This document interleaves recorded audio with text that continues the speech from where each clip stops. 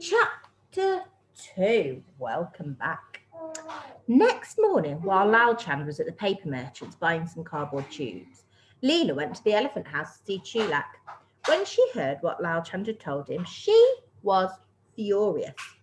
Mount Marapi, Razvani, the royal sulphur, and he wasn't going to tell me. Oh, I'll never forgive him.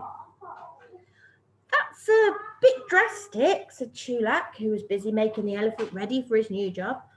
He's only thinking of you after all. It is dangerous. You won't catch me going up there. Huh, she said. It's all right to let me make golden sneezes and Java lights, I suppose, little baby things, but not to let me become a real firework maker. He wants me to stay a child forever. Well, I'm not going to, Chulak. I've had enough.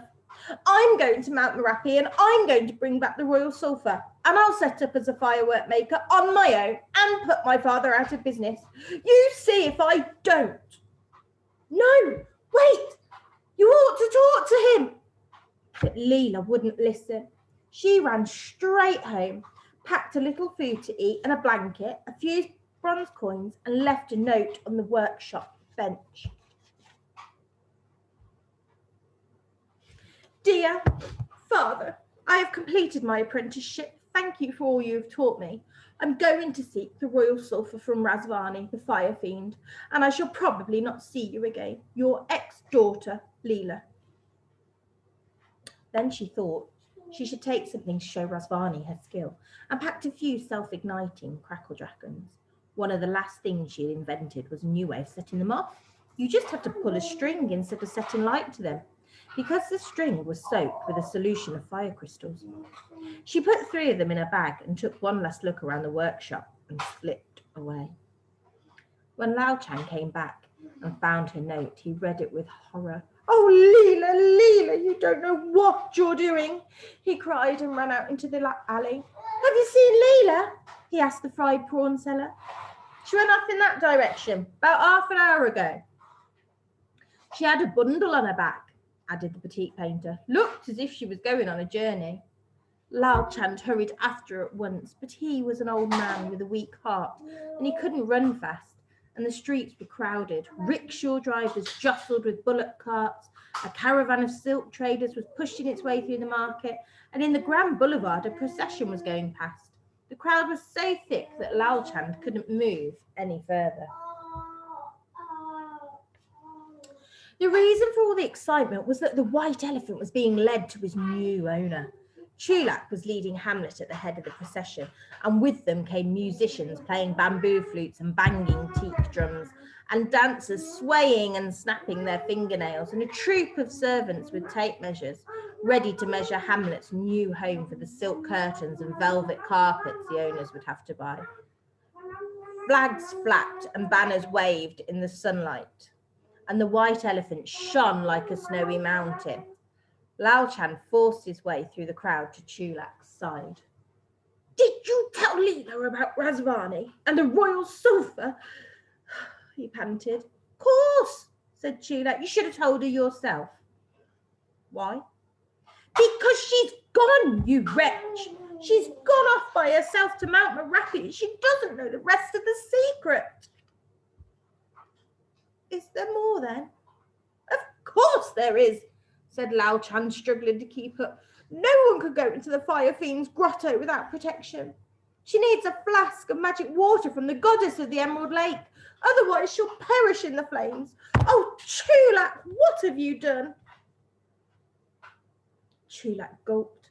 They were nearly at the house of the white elephant's new owner, and they all had to slow down to allow all the dancers and musicians and flag bearers to get through the gate first and form 2 lines for the white elephant to walk between.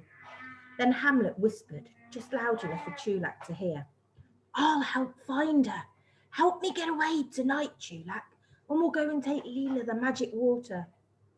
Good idea, whispered Chulak, beaming. Just what I was going to suggest.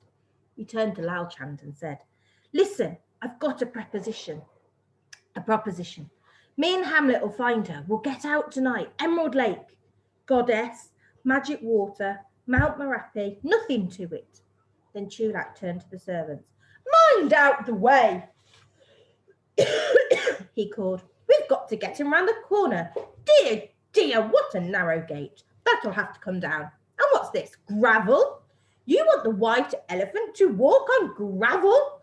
Fetch a carpet at once, a red one. Go on, hurry." He clapped his hands and the servants bowed and scampered away. In the background, the new owner was tearing his hair out. Sheila whispered to Laushan once more, "Don't worry, we'll get away tonight. All we need is a tarpaulin." "A tarpaulin? Whatever for?" "No time to explain now. Just bring one to the gate tonight." And Laochand had to make do with that. He went back to the workshop feeling heavy-hearted. All this while, Leela had been making her way through the jungle towards the sacred volcano. Mount Merapi lay far to the north, and she'd never seen it until late that afternoon, when she came to a bend in the jungle path and found herself beside the river. The size of the great mountain made her gasp. It was far away, on the edge of the world, but even so it reached halfway up to the sky, with the bare sides rising in a perfect cone to the glowing crater at the top. From time to time, the fire spirits who lived there rumbled angrily underground and threw boiling rocks into the air.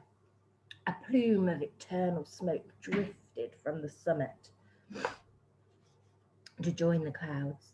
"How can I ever get there?" she wondered, and felt her heart quail.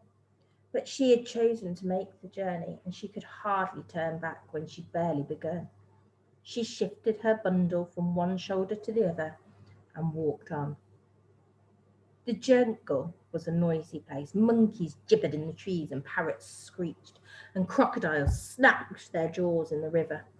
Every so often, Leela had to step carefully over a snake sleeping in the sun, and once she heard the roar of a mighty tiger.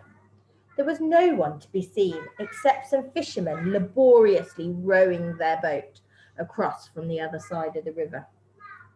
She stopped and watched as they brought their boat in towards the bank where she was standing. They weren't making very good progress. There were 6 or 7 of them, and they all had their oars, getting in one another's way. As she watched, one of the fishermen missed the water completely with his oar, which swung round, clumped another fisherman on the head. That fisherman turned around, punched the first one, who fell off his seat with a squeal, dropped the oar in the water. One of the others tried to grab it, but instead he fell out of the boat, which rocked so violently that all the others cried out in alarm and grabbed the sides.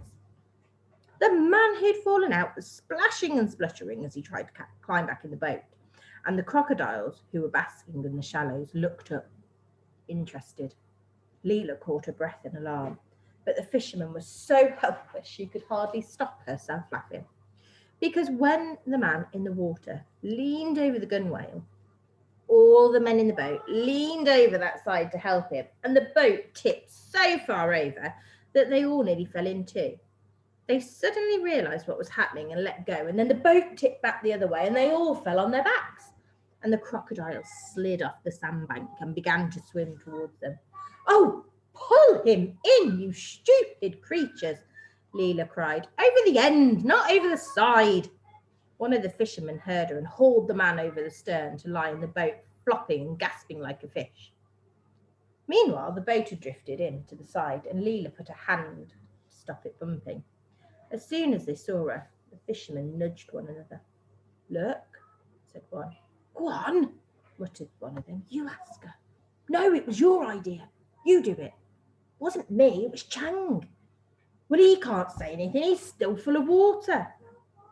Finally, one of them snorted with impatience and stood up, making the boat rock alarmingly. He was the stoutest man in the boat and by far the most impressive, for he wore an ostrich plume nodding in his turban, an enormous black moustache, and a tartan sarong. "Miss," he said, "would I be right in supposing that you were hoping to cross the river?" "Well, as a matter of fact, I was," said Leela. He tapped his fingertips together with pleasure. "And would I also be correct in supposing that you had a little money?" "A little, yes," said Leela. "Could you take me across? I'll pay you." no further, he said proudly. Rambashi's river taxi is at your service. I am Rambashi. Welcome aboard. Leela wasn't sure why a river taxi should have the name The Bloody Murderer painted on the bow, nor why Rambashi should be wearing no less than 3 curved daggers in his belt, one straight, one curved, and one wavy. However, there was no other way to cross the river, and she stepped aboard, trying to avoid the man who'd been saved from drowning, who was still lying, dripping in the bottom of the boat. The others took no notice of him at all, but rested their feet on him as if he were a roll of carpet. Cast off, my brave lads, cried Rambashi. Leela sat in the prow and held the sides apprehensively as the bloody murderer swayed out into the current. Behind her, she could hear the clash of oars as the blades banged together, the cries of pain as one man's handle struck another man's back, and the groaning and cursing as the half-drowned man tried to regain his seat. But she didn't take much notice, because there was plenty to look at on the water. There were dragonflies and hummingbirds and a family of ducks out for an afternoon cruise, and crocodiles practicing looking like logs and all sorts of things. But presently she noticed the rowers had stopped talking, and the boat wasn't rocking unsteadily as it had been when they were rowing. In fact, it was drifting, and the oarsmen weren't entirely silent either. She could hear whispers. You tell her. No, I don't want to. It's your turn. You've got to. You said you would. Let Chang do it. It's about time he did something. He's not fierce enough. You do it. Leela turned round. Oh, for goodness sake, she said. What are you? But she didn't finish the sentence because the sight that met her eyes. All the rowers had put down their oars, which were sticking out in all directions, and each rower had tied a handkerchief over his nose and mouth, and they were all holding daggers. Rambashi was holding 2. They all jumped slightly when she turned round, and they looked at Rambashi. Yes, he said. Fooled you. This isn't a river taxi at all. We are pirates. The fiercest pirates on the whole river. We'd cut your throat as soon as look at you and drink your blood, one of them whispered. Oh, yes, and drink your blood. All of it. Hand over your money. Come on. He waved his dagger so vigorously that the boat rocked and he nearly fell out. Leela almost laughed. Pay up, said Rambashi. You're captured, your money or your life. I warn you, we're desperate men.